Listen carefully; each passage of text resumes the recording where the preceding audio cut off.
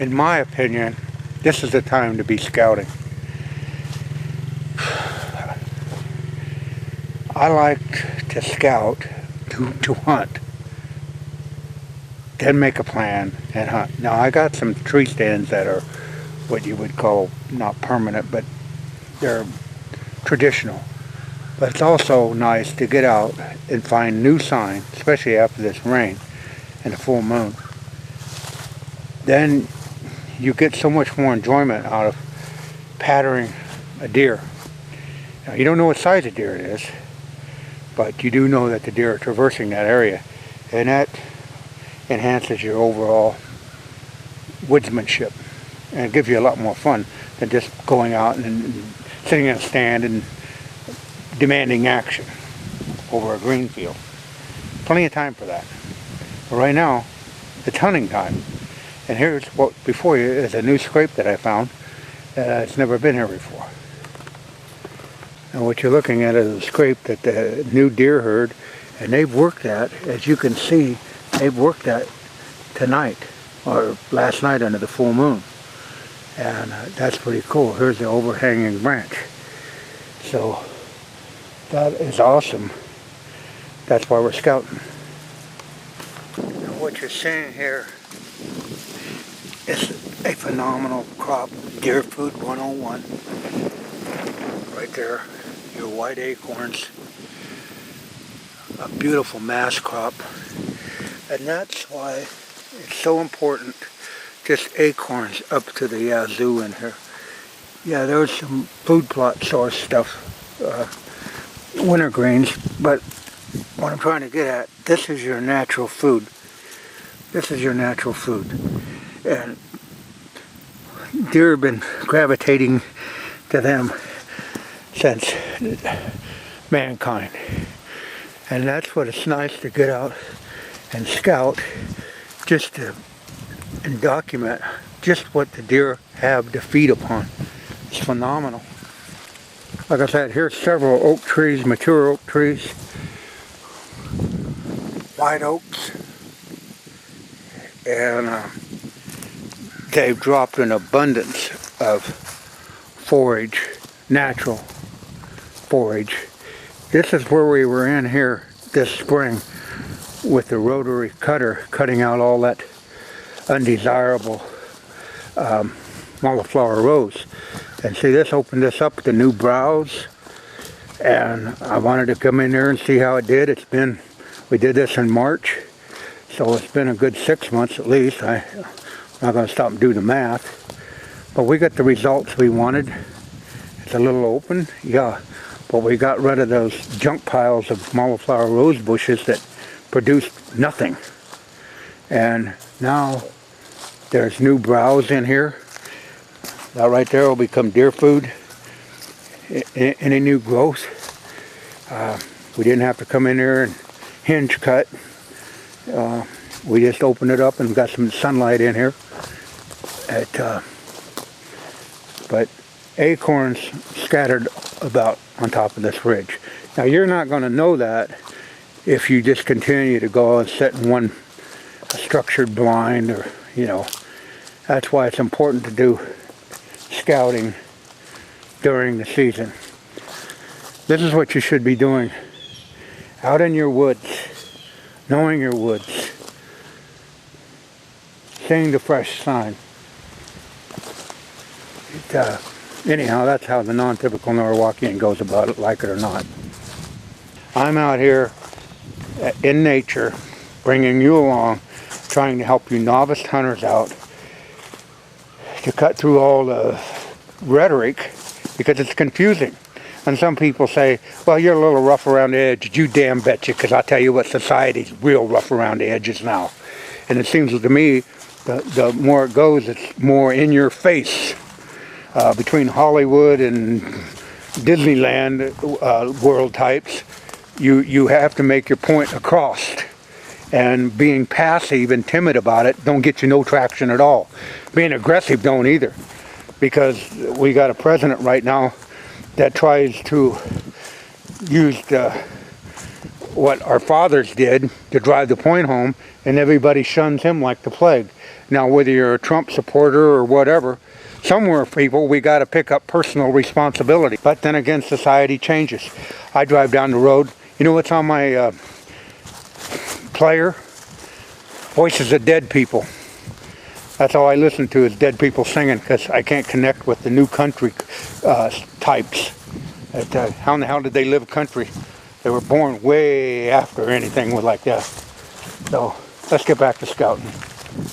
Just a beautiful morning to get out in your woods and scout. Hunting season's a long time. You're not in a race. You know, go scout. I got another 1,500 acres to scout yet. I'll be doing that Tuesday. It's supposed to be raining. So I'll be out in the woods. And every year, different crop rotation. Trees fall down. A whole different, you can never rely on it being the same.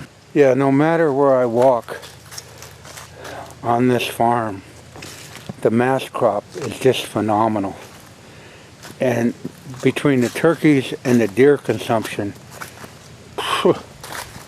it's staggering what they have here to eat, brought to them by Mother Nature. Wow. I don't care what the name brand is on the package. Without what's in that rain gauge, they're all going to struggle. And if you remember, I'm going to walk across this.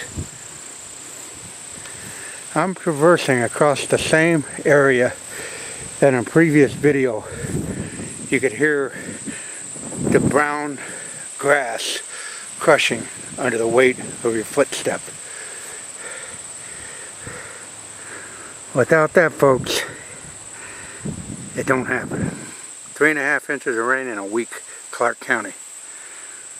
From toast brown to golf course green. Unreal. We're traversing on this field on October 8th, where 60 days ago I figured it was a total loss. Now let's venture up here to a red oak tree.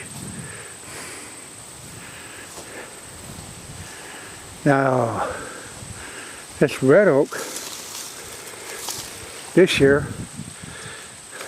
it didn't produce any acorns. And there's absolutely, there are a few. I shouldn't say it didn't produce any. There are a few, but they're smaller in size. Now, what I want to do is I want to take one of these leaves and show you the difference between the red oak and the white oak. So we'll go find a white oak. Here's the difference. White oak, that's the forage of them. They're a lot sweeter. This is what the leaf looks like. This is your red oak. Most of the time when you find a red oak, they're going to be smaller. They will eat the red oak, but it's a little more, has a little more acidic taste to it, where the white oak is the ice cream. You notice the leaves are rounded where these are pointed. That's what you want to do when you're scouting. Educate yourself. Like I say, these are the white oaks, and they've really been consumed on. Most of these are, you know, been browsed upon. I can find a lot of empty halls between the squirrels and the white-tailed deer. So that's what you should be doing and taking your children out. White oak, red oak. If we find some hazelnuts, I'll show you the difference in them. So let's go on down the trail. By the way, while we're scouting, this was a seasonal tree also. And this season, last year it produced absolutely 0 hedge apples. Look at the hedge apples that it's produced this year. Now it was dry and windy, so they fell off on the ground earlier. But each and every one of them will be consumed of some form of wildlife, and a lot of deer will forage upon those. Squirrels also, but just a tremendous amount of food for the wildlife. Here's what I've been looking for. Most of them that fell off. This is the ice cream, premier ice cream for white-tailed deer. This is a hazelnut leaf. Sort of get a just for that. I have a lot of them on this property, but as soon as there's more up there. Yeah, right there.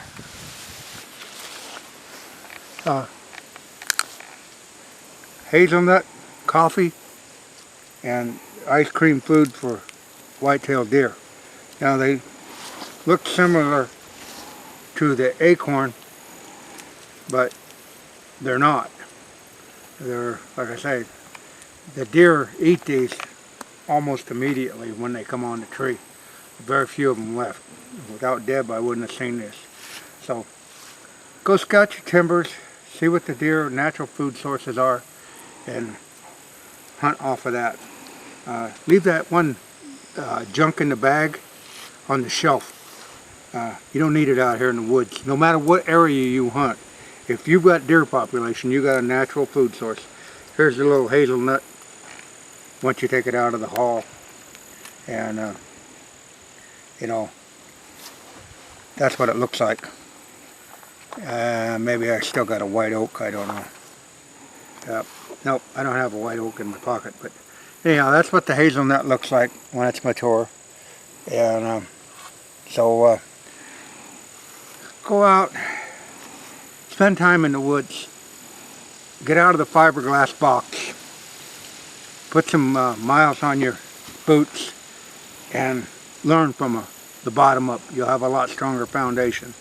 Well, like it or not, that's a little bit of in-season scouting, 8th of October, from the non-typical Norwalkian. And I find myself being more non-typical each year because I go to the field and I try to self-educate myself with what's going on. Not the greatest thing out of the big box store. Well, that's it. Like it or delete it. Thumbs up, thumbs down. There you go. I got that off. That's your red oak without the hull, and that's a hazelnut. You can see they look similar. This hazelnuts are highly more digestible and sought after than the red oak. You can eat them too. Yeah, and you can eat the hazelnut. Yeah, as Deb said, once you break that open, if you don't break your teeth, this is the little nut inside. Delicious. Just like eating nuts out of a nut bowl at home when people used to have a nutcracker. I don't even know if they still do that anymore. I did as a kid. Well, you probably all think I am nuts, so that'll put a wrap on in-season scouting, October 1st. Get out of the tree stands, get out in your woods and do some scouting. Seen very little scraping and very little or non-rubs so far, which I was surprised, but it's really early. So that's it. Non-typical Norwalkian.